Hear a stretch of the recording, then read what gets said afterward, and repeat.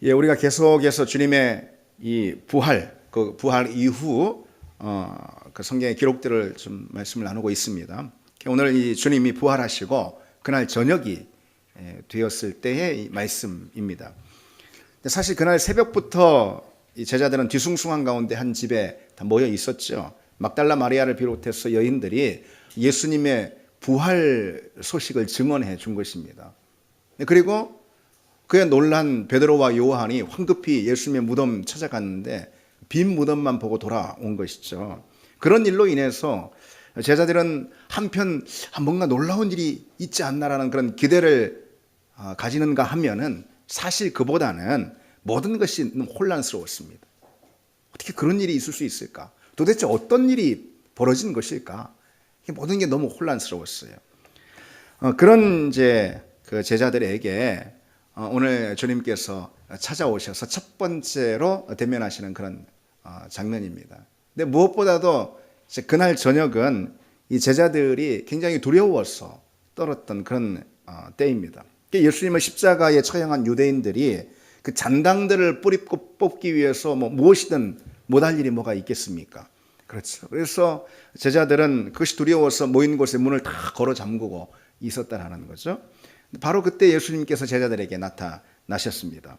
부활 후 처음으로 제자들이 다 모인 그 자리에 주님이 나타나서 당신을 보이시는 그런 장면인데, 놀란 제자들에게 주님께서 정말 주님이 맞다, 십자가에 달려 죽으셨던, 그래 다시 살아난 그 주님이 맞다라는 그 사실을 확인시켜 주시기 위해서 이렇게 손을 보여주시고 또 옆구리를 보여주시고 그랬습니다. 그러자 제자들이 아주 그로 인해서 기뻐하는 그런 장면이 나오죠. 그리고는 중요한 세 가지 말씀을 들려주시는 그 대목이 오늘 본문의 내용입니다. 어떤 말씀이죠? 첫째로 너희에게 평강이 있을지어다. 그리고요 성령을 받으라. 성령을 받으라. 또요 너희가 누구의 죄든 사하면 사여지리라. 이 세 말씀을 주시죠. 부활 후에, 다시 말해 부활은 모든 구원의 사역을 다 완성하신 그 후에 제자들에게 오셔서 처음으로 들려주신 말씀이 이 말씀이다 라는 것으로 인해서 이 세 말씀이 굉장히 중요한 것이죠. 평강이 있을지어다. 성령을 받으라. 누구의 죄든 사하면은 그 죄가 다 사여지리라. 예. 그래서 이 세 말씀은 부활하신 주님께서 제자들에게 주신 선물이다. 이렇게 볼 수가 있습니다. 우리는 그 선물을 누리고 그 선물을 권세로 사용하는 그런 사람들이 되었다라는 것이죠. 이제 십자가를 통해서 구원이 성취가 됐잖아요. 그리고 주님께서 부활하심으로 모든 구원의 사역이 이제 다 완료가 되었습니다. 바로 그 시점에서 이 세 내용의 이 권세를 주신 것이죠. 그러니 그 권세가 어떤 권세인가 우리는 짐작할 수 있습니다. 어떤 권세죠? 예, 그리스도인이라면은, 구원을 받은 그리스도인이라면은 누구에게든 주어진 마땅히 사용할 수 있는 능력, 권세, 그거라는 것이죠. 왜요?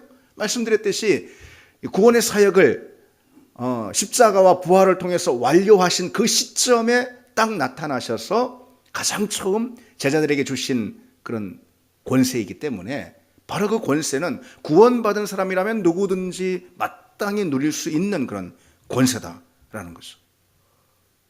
여러분 그 권세를 사용하고 계십니까? 사용하고 계십니까?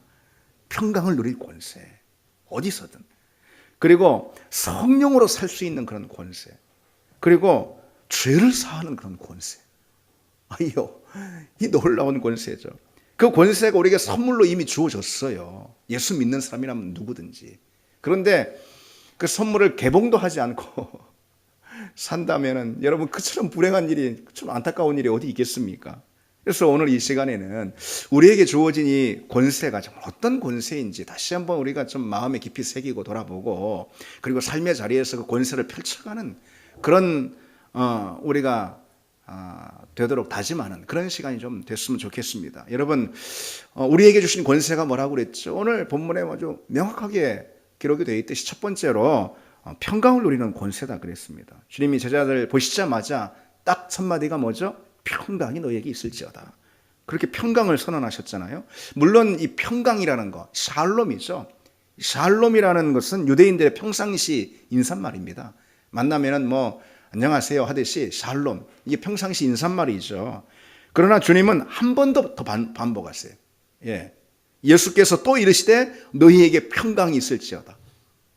이것은 그저 일상적인 인사말은 아니라는 그런 뜻인 것입니다. 그래서 그 성경학자 매튜헨리라는 이 성경학자는 이 대목을 주석하면서 이렇게 기록하고 있어요. 단순히 의례적인 인사말이 아니라 제자들에게 그의 죽음과 부활의 복된 열매를 수여하시는 특별한 축도이다. 이렇게. 예.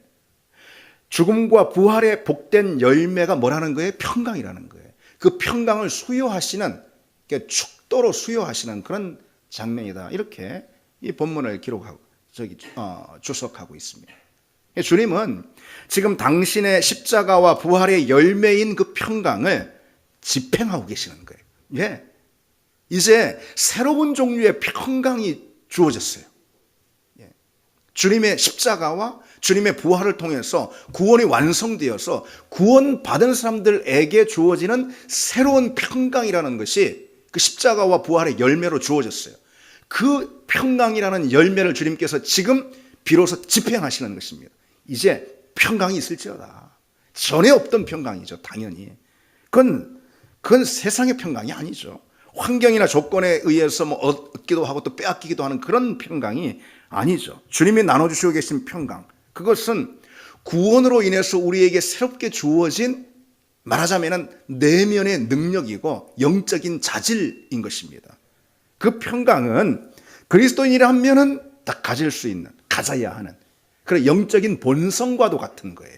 예. 그래서 왜냐하면 주님께서 십자가와 부활을 통해서 성취하신 구원의 열매로서 그 평강을 우리에게 지금 집행해 주시고 있기 때문에 그렇습니다.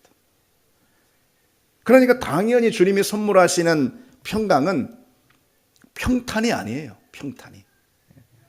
그러니까 평강의 삶과 평탄한 삶은 전혀 다르다는 거. 뭐 그것쯤은 여러분들 다 잘 알고 계시잖아요. 평탄한 삶은 오히려 평강을 깨는, 우리 영혼의 평강을 깨는 위험이 될 수도 있습니다. 그래서 인터넷에서 이런 글을 봤습니다. 세계에서 가장 위험한 도로라면서 이 순위를 매겨놓은 그런 글을 우연히 봤습니다. 저 남미나 중국 같은 나라에 있는 깎아지를 뜻하는 그 절벽 위로 아슬아슬하게 이렇게 놓인 좁은 길들, 좁은 험지들 있잖아요. 그런 길로 막 차가 아슬아슬하게 고개를 하듯이 이렇게 지나가는데, 그런 이제 세계에서 가장 위험한 길의 순위를 이렇게 매겨놨는데, 그런데 그 가운데 전혀 위험해 보이지 않는 그런 도로가 높은 순위에 올라와 있더라고요. 호주의 한 고속도로예요. 지평선 끝까지 직선으로 쭉 뻗어 있는 그런 고속도로입니다. 드넓은 평원 외에 아무것도 거치는 것이 없고, 뭐 심지어 왕래하는 차도 별로 없어요. 예. 운전자들에게는 뭐 최적의 그런 코스처럼 보이는 평탄한 길입니다. 그러나 그 도로는 호주 사람들에게 죽음의 도로라는 별명이 붙었습니다. 방심 운전을 하는 거예요. 저 지평선까지 뭐 좌우로는 다 그냥 완전히 뚫린 평원이고 쫙 끝까지 나 있는 그런 직선으로 나 있는 그런 고속도로입니다. 방심 운전을 하는 거예요.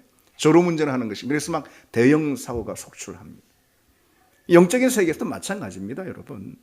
육신의 평탄이 영혼의 평강에 독이 되는 일은 뭐 여러분 너무나도 많습니다. 그런 주님은 평탄한 길을 우리에게 주시는 분이 아닌 것이죠. 평강의 삶을 주십니다. 권세로. 평강은 외부의 환경에 따라 바뀌는 그런 마음의 상태가 아닌 거죠. 주님이 우리 내면에 새겨주시는 능력이자 영적인 본성입니다.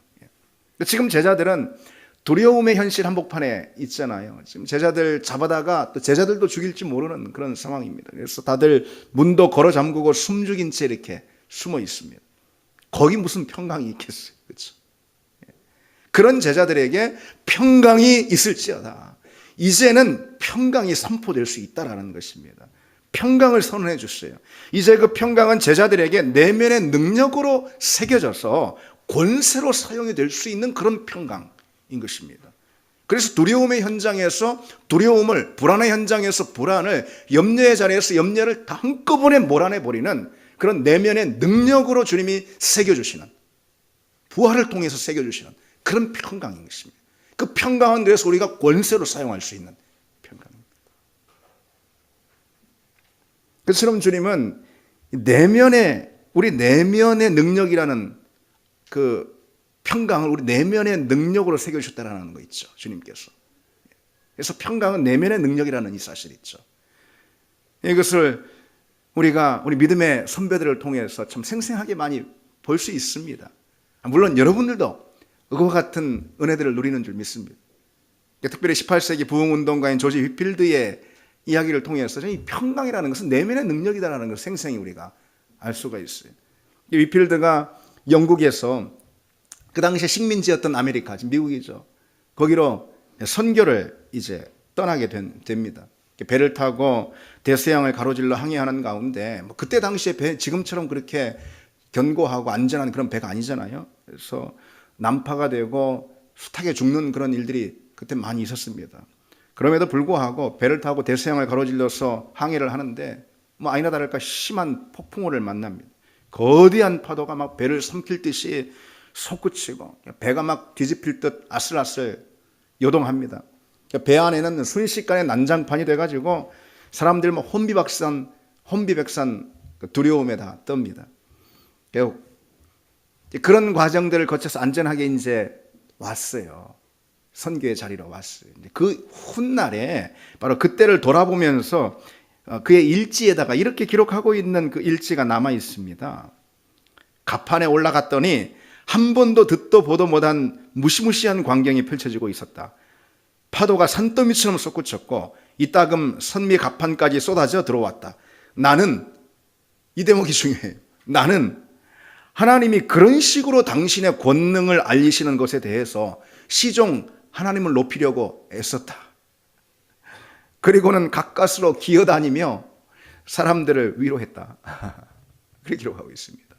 나는 하나님이 그런 식으로 당신의 권능을 알리시는 것에 대해서 시종 하나님을 높이려고 애썼다. 어찌 그럴 수 있을까요, 여러분? 위필들은 풍랑이 이는 중에도 평강을 잃지 않은 것이죠. 왜요?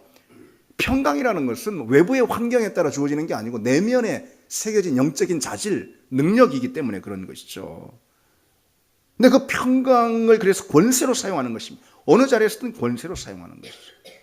여러분, 우리에게도 바로 그 권세가 주어졌음을 기억하시기 바랍니다.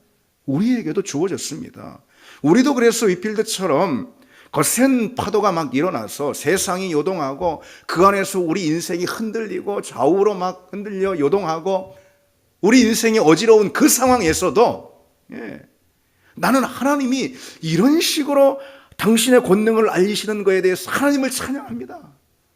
여러분, 그게 바로 평강의 권세를 사용하는 것입니다. 그런 은혜가 우리에게 있기를 바랍니다.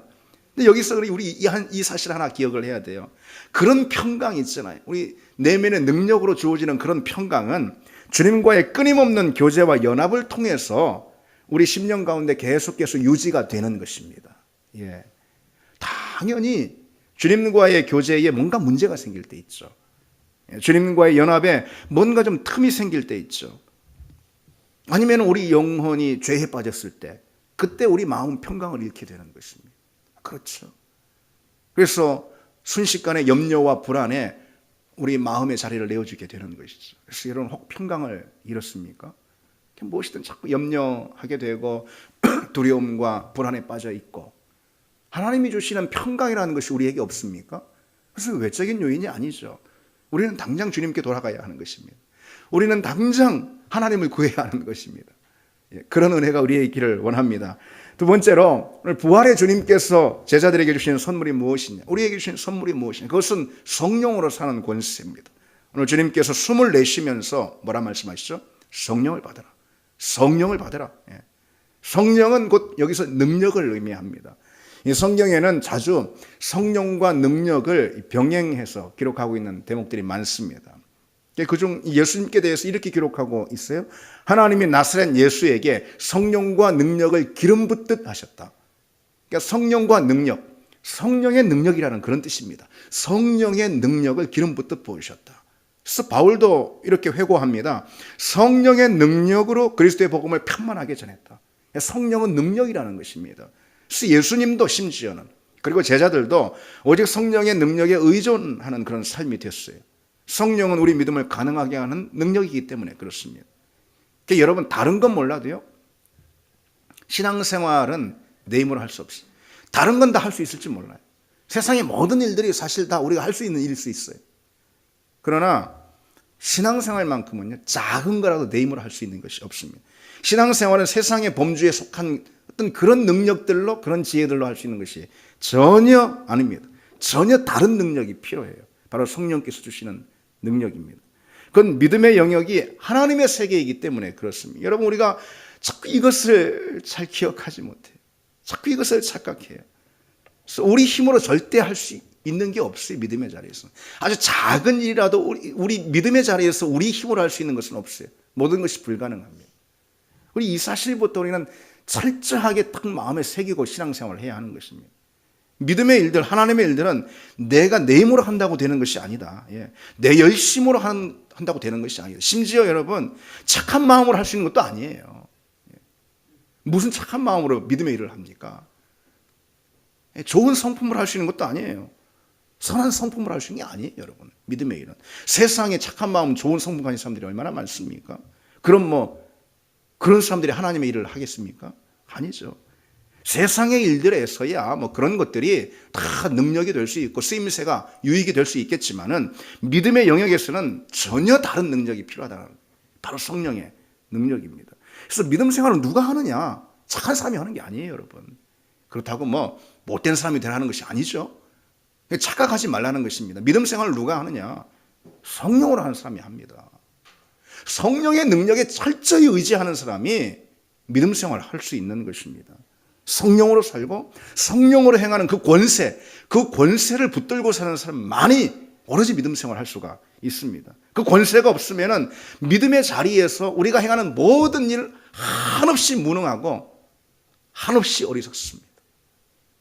뭐든 하든, 그것이 교회의 자리든 직장과 가정의 자리든 하여튼 우리 믿음이 펼쳐지는 모든 자리, 우리 삶의 자리에서 우리가 조금의 일이라도 믿음의 진보를 보기 위해서라면 큰 성령께 의지할 수밖에 없습니다.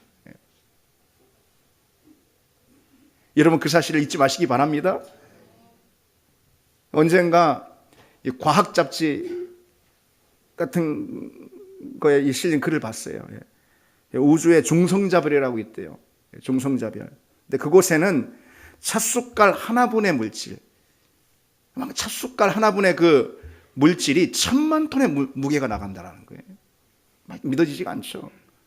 그러니 그 에너지, 그 찻숟갈 하나에 담긴 그 물질, 그 에너지, 그 물질이 담고 있는 에너지가 어마어마하다는 것입니다. 그 별의 물질들은 이 지구에서는 상상도 할 수 없는 초고밀도의 물질이기 때문에 그렇다는 거예요.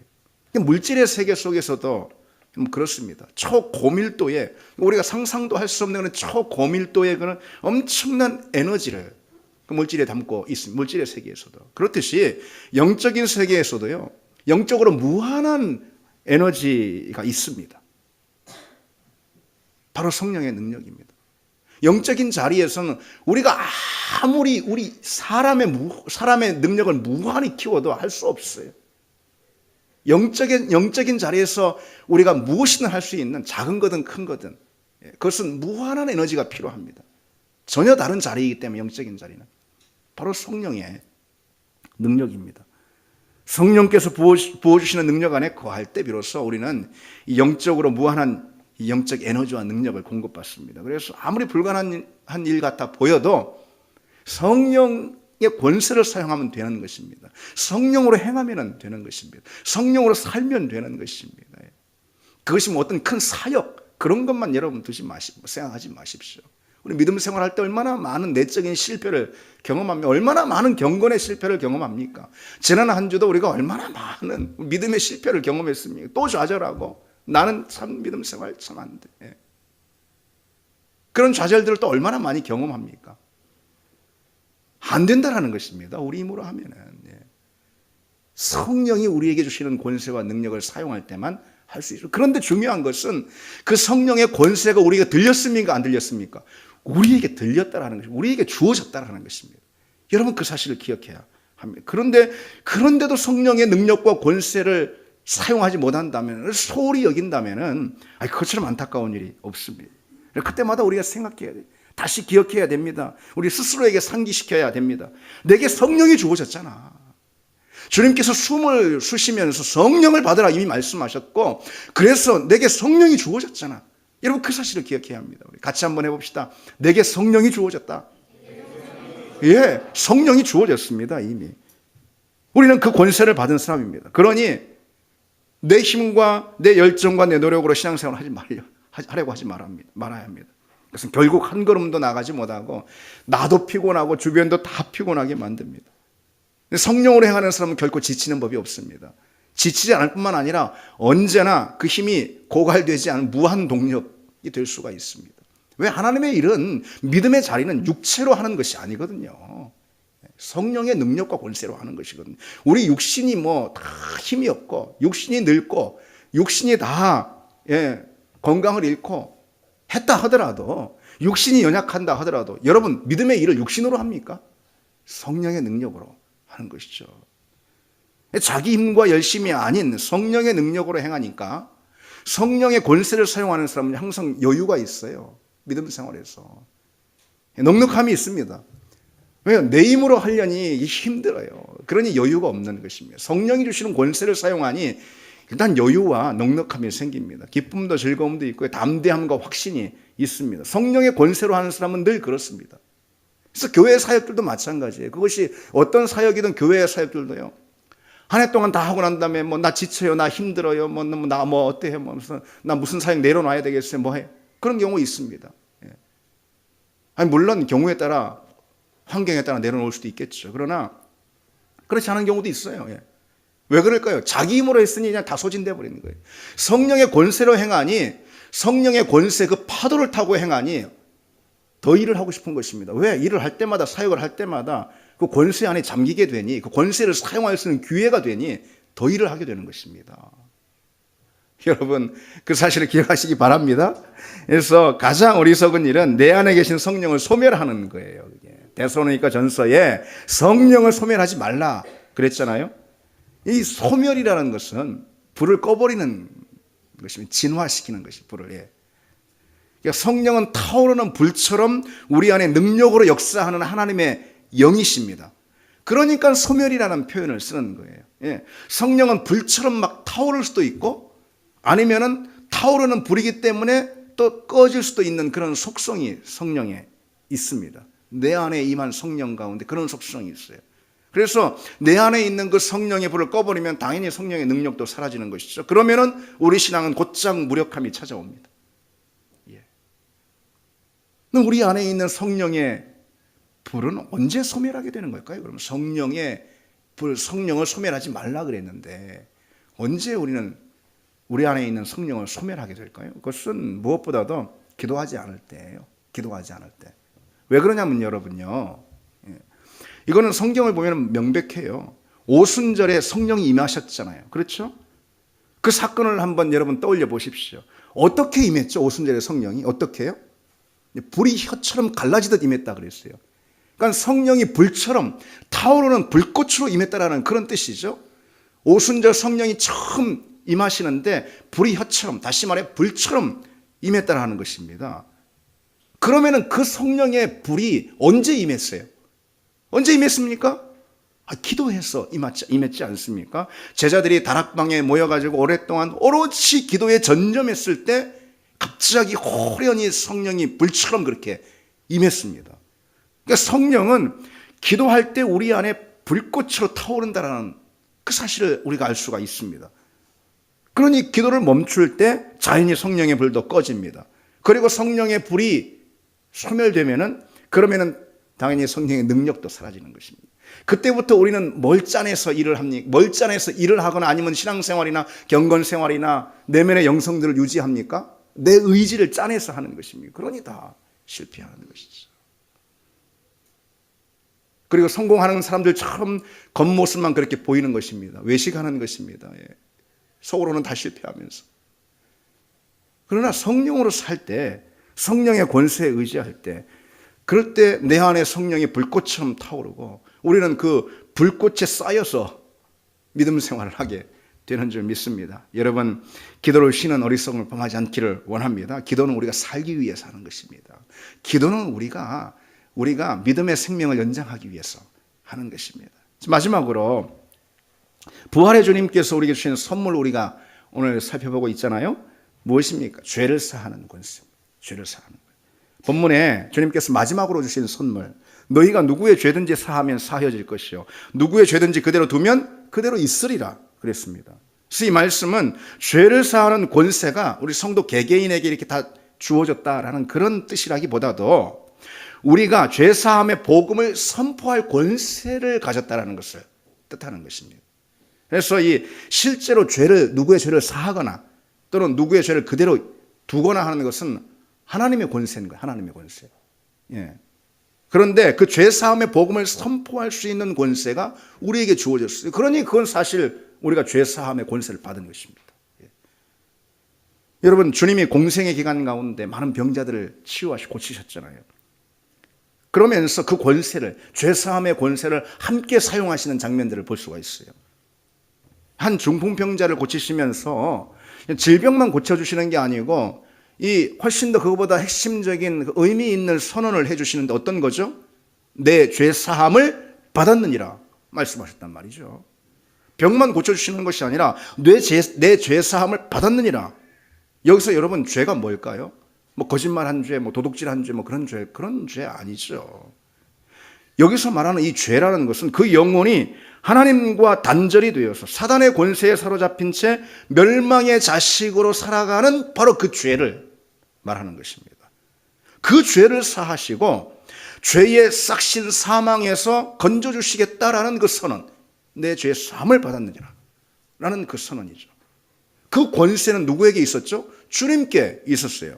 그런데 오늘 본문에 뭐라고 말씀하고 있습니까? 오늘 요한복음 본문에 너희가 누구의 죄든지 사하면 사해질 것이요. 예, 주님이 원래 사용하셨던 그 죄사함의 권세를 이제 우리에게 맡겨주셨다는 것이죠. 여러분, 이것은 정말 놀라운 것입니다. 예, 놀라운 사실입니다. 여기 이 말씀, 오늘 본문의 말씀, 너희가 누구의 죄든지 사하면 사해질 것이요 누구의 죄든지 그대로 두면 그대로 있으리라. 이 말씀은 또 곧장 주님께서 베드로에게 주신 이 말씀을 우리에게 떠오르게 하죠. 곧장 어떤 말씀 떠오르게 합니까, 여러분? 내가 천국 열쇠를 내게 주리니 내가 땅에서 무엇이든지 매면 하늘에서도 매일 것이요 내가 땅에서 무엇이든지 풀면 하늘에서도 풀리리라. 이 말씀이 떠오르게 하지 않습니까? 같은 맥락의 말씀이죠. 우리에게 천국의 열쇠를 주셨다라는 거예요. 근데 그 열쇠는 어떤 열쇠냐? 땅에서 매면 하늘에서도 매고 땅에서 풀면 하늘에서도 풀린다라는 그런 권세가 바로 이 열쇠입니다. 그래서 우리가 그 열쇠를 사용할 때 하늘과 땅이 서로 연결된다는 그런 말씀이에요. 이것이 땅에서 풀면 하늘에서도, 하늘에서도 풀면 땅에서도. 예. 근데 우리가 그 열쇠를 사용할 때 하늘과 땅 사이의 모든 장벽, 그간 있었던 모든 장벽이 다 무너지고 이 땅이 아무 막힘없이 천국과 연결이 된다는 것입니다. 언제? 우리가 그 열쇠를 사용할 때. 예. 주님이 그 열쇠를 우리에게 주셨다는 거예요. 그처럼 천국의 열쇠라는 것은 다시 말해서 하늘이 땅에 임하는 그런 권세입니다. 예. 천국의 열쇠는 하늘의 능력, 하늘의 영광이 땅에 임하도록 하는 그런 권세. 그게 천국의 열쇠예요. 주님의 생명을 이 땅 가운데 가져오는 권세. 그게 천국의 열쇠예요. 천국의 모든 풍성한 것들을 이 땅으로 가져오게 하는 그런 권세. 하나님의 모든 좋은 것들은 바로 우리에게 주어진 그 천국의 열쇠를 통해서 이 땅 가운데 펼쳐지는 것입니다. 그 천국의 열쇠는 다름 아닌 복음을 전하는 우리의 입술입니다. 예. 이 천국의 열쇠를 너희에게 주리니 이것은 다른 게 아니에요. 복음을 전하는 우리의 입술을 말하는 것입니다. 우리가 복음을 전하면은 복음을 듣고 영접한 사람들이 그 즉시로 죄의 권세로부터 자유케 되는 역사가 일어나죠. 그렇죠. 반면에 우리가 세상에 복음을 펼치지 않으면은 그러면은 세상 그대로 죄와 사망 권세 안에 묶여 있게 되는 것이죠. 그래서 이 천국의 열쇠는 죄 사함의 권세, 그것을 입술로 선포하는 그런 복음의 입술, 그걸 가리켜서 천국의 열쇠라 말할 수 있습니다. 그러니 그 권세는 얼마나 중요하냐. 그 권세는 누군가의 영혼을 결정짓는 권세입니다. 여러분, 이것은 정말, 이거는 막대한 권세입니다. 이건 절대적인 권세입니다. 이건 원래 하나님께만 있었던 권세예요. 누군가의 영혼을 결정짓는다? 여러분, 감히 누가 이런 권세를 가질 수가 있어요? 누가 이런 권세를 사용할 수가 있겠어요? 하나님 말고. 그런데 그 권세를 우리에게 주셨다는 오늘 본문 말씀에 분명히 명백히 말씀하고 있지 않습니까? 우리에게 주신 권세, 다시 말해 우리가 지닌 권세가 어떤 권세가 있느냐? 다른 권세가, 여러분, 교회가 세상에 시시한 권세를 탐내면 안 돼요. 오늘날 많은 교회가 세상의 권세 뭐예요? 그게 뭐 돈이고 권력이고, 세상에서 인정받는 것이고 잘되는 것이고 복받는 것이고, 그런 시시하고 하찮은 권세나 교회가 쫓아서 되겠으니 신앙생활하는 사람들이 아닙니다. 믿음의 사람들에게 주어진 절대적인 권세, 그건 원래 하나님이 사용하셨던 권세인데 죄사함의 권세입니다. 다시 말해 누군가의 영혼을 결정짓는 그런 권세예요. 이것은 어마어마한 권세죠. 이것은요, 달리 보면 무시무시한 권세입니다. 그렇지 않습니까? 세상을 해방하는 권세이기 때문에 어마어마한 권세이고, 사단을 묶어버리는 권세이기 때문에 무시무시한 권세인 것입니다. 사실 그 권세는 말씀드렸듯이 오직 하나님께 있었어요. 그러나 하나님은 그 권세를 우리에게 맡기셨고 이제 우리를 통해서 사용하십니다. 여러분, 그 권세를 사용하고 계십니까? 오늘 우리가 스스로에게 던질 질문이 바로 그거예요. 우리가 그 권세를 사용하고 있느냐? 이겁니다. 우리가 그 권세를 사용하지 않으면 세상은 여전히 죄의 올무에 묶여서 사단의 종노릇을 하다가 멸망하고 마는 것이죠. 그 중요하고도 긴급한 사실을 우리가 잊지 말아야 합니다. 우리에게 영혼을 결정짓는 실로 엄청난 권세가 주어진 거죠. 누구에게 아무리 우리가 좋은 일을 한다 해도요. 세상 그 사람처럼 착하고 좋은 사람 없어서, 그 사람이 누군가에 아무리 좋은 일을 한다 해도요, 아무리 큰 선행을 베푼다 해도요, 이 권세, 그 영혼을 결정짓는 죄사함의 권세를 사용하는 것보다도 중요하진 않습니다. 죄사함의 권세, 복음의 권세를 사용하는 것보다 우리가 행할 수 있는 최고의 선행은 따로 없습니다. 여러분, 우리가 세상을 위해 살 수 있는 일 가운데 복음을 전하는 것보다 더 값지고 의미 있는 일은 없다라는 것이죠. 물론 세상에 보면은 참 귀하고 값진 그런 능력, 그런 권세를 사용하는 사람들이 있어요.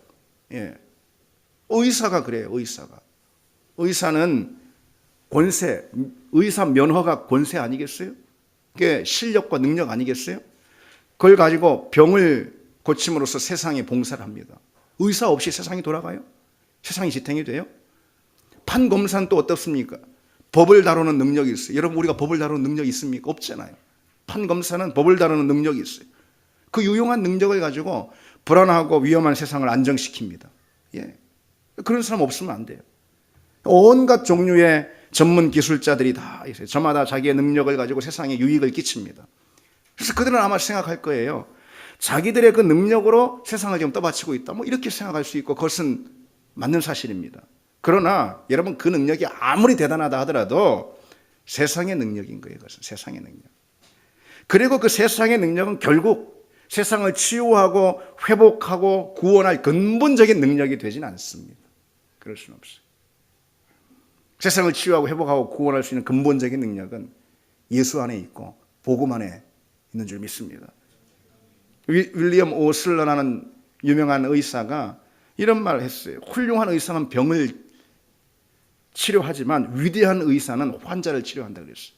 훌륭한 의사는 병을 치료하는데 위대한 의사는 환자를 치료한다 그랬어요. 복음이 바로 그렇습니다. 복음이.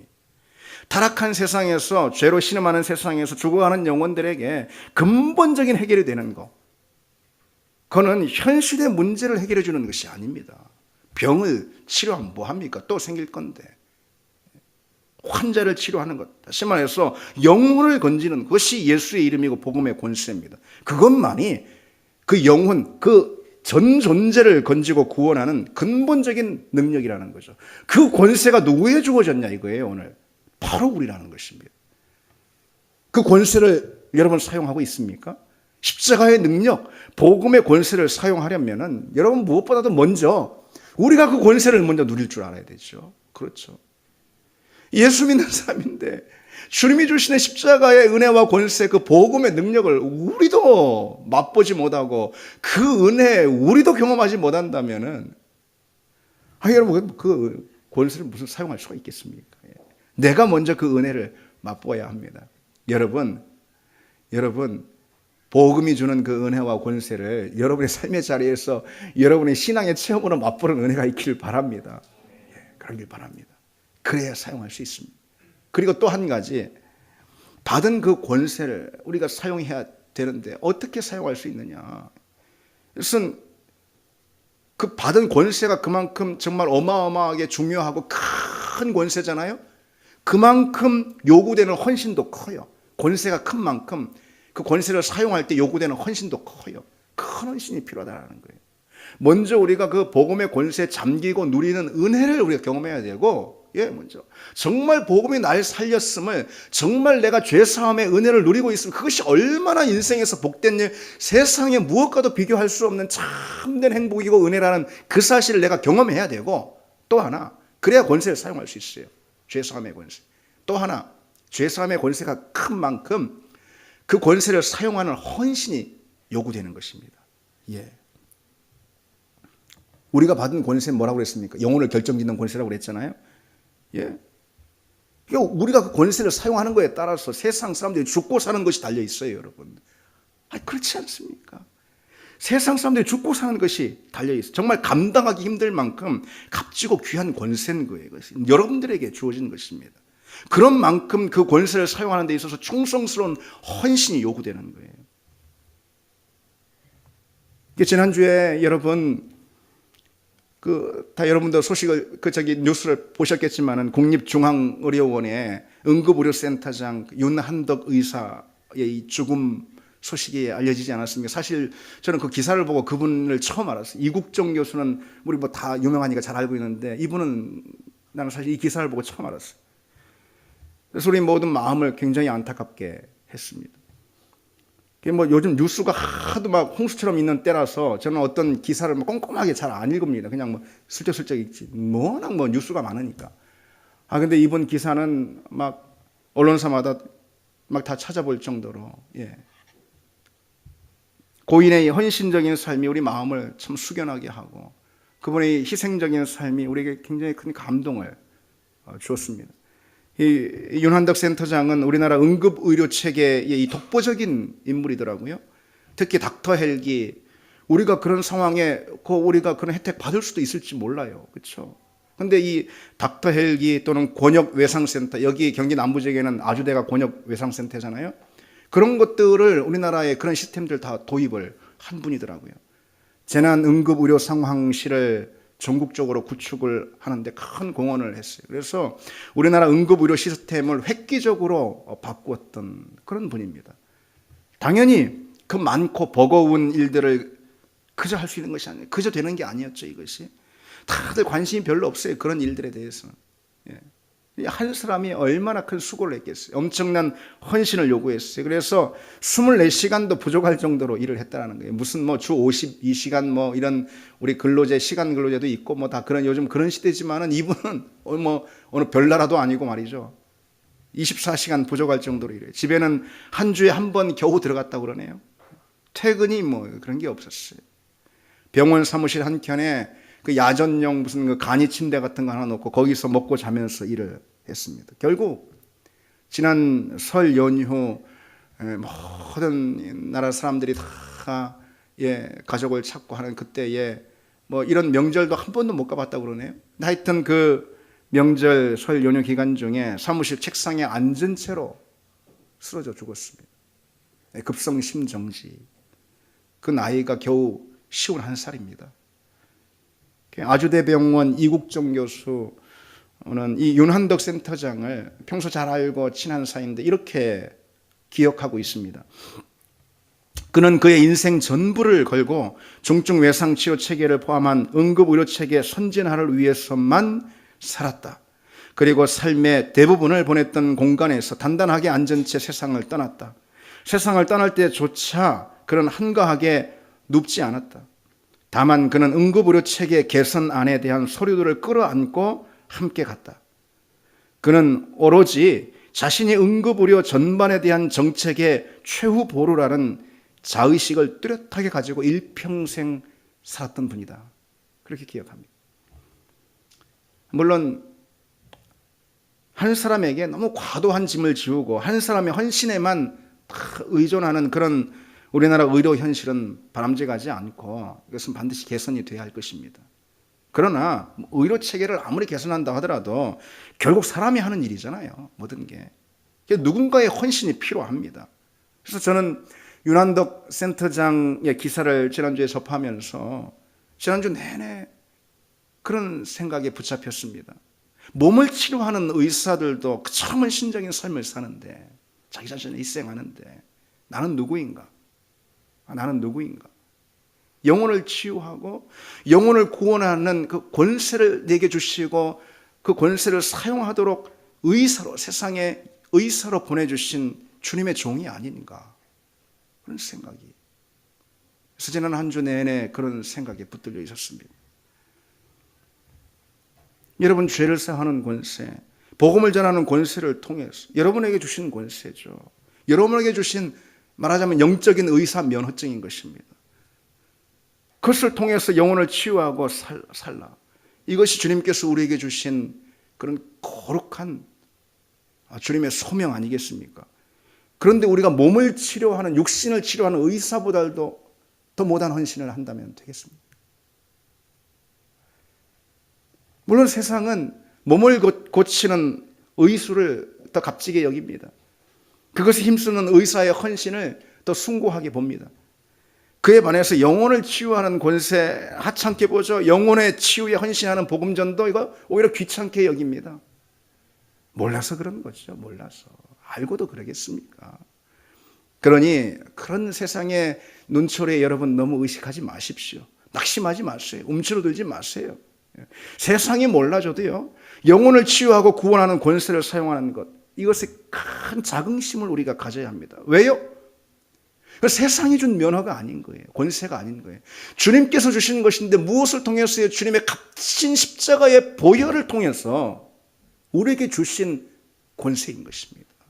그러니 세상이 우리가 영혼의 치료자라 영혼을 고치는 권세를 가진 자라 해서 복음을 전할 때 세상이 우리를 멸시하고 따돌려도 하찮게 여겨도 우리 자긍심을 가져야 합니다. 세상의 의사들은 사람의 피를 수혈해서 몸을 살립니다. 그러나 우리는 그에 비할 수 없는 그리스도의 피를 수혈해서 영혼을 살리는 사람들입니다. 어떻게 그거에 비할 수가 있겠습니까? 차원이 다릅니다. 우리는 그런 자긍심을 여러분 가져야 합니다. 그리고 그 자긍심이 큰 만큼 여러분의 헌신이 요구된다는 사실을 기억하시기 바랍니다. 윤한덕 이 센터장은 자신이 응급의료 정책의 최후의 보루라는 자의식을 늘 갖고 평생 살았다. 그렇게 이국정 교수가 기억하고 있습니다. 네, 우리 역시 그렇습니다. 세상을 구원하고 영혼을 살리는 하나님의 일에 있어서 내가 최후의 보루다라는 그런 자의식이 우리에게 있기를 바랍니다. 그래서 우리에게 누구의 죄든 우리가 사하면은 그 죄가 사하고 죄의 권세로부터 그 사람이 자유케 되고 그래서 영혼이 하나님의 생명을 누리게 되는 그런 놀라운 은혜가 주어진다라는 이 놀라운 사실, 그 권세 기억하고 사는 여러분 되길 바랍니다. 이제 말씀 맺겠습니다. 주님이 주신 선물이 뭐라고 그랬습니까, 여러분? 평강을 누리는 권세라고 그랬어요. 성령으로 사는 권세라 그랬습니다. 그리고 죄를 사하는 권세라 그랬습니다. 여러분 그 권세를 사용하는 우리가 되기를 원합니다. 우리 같이 이 찬양합시다.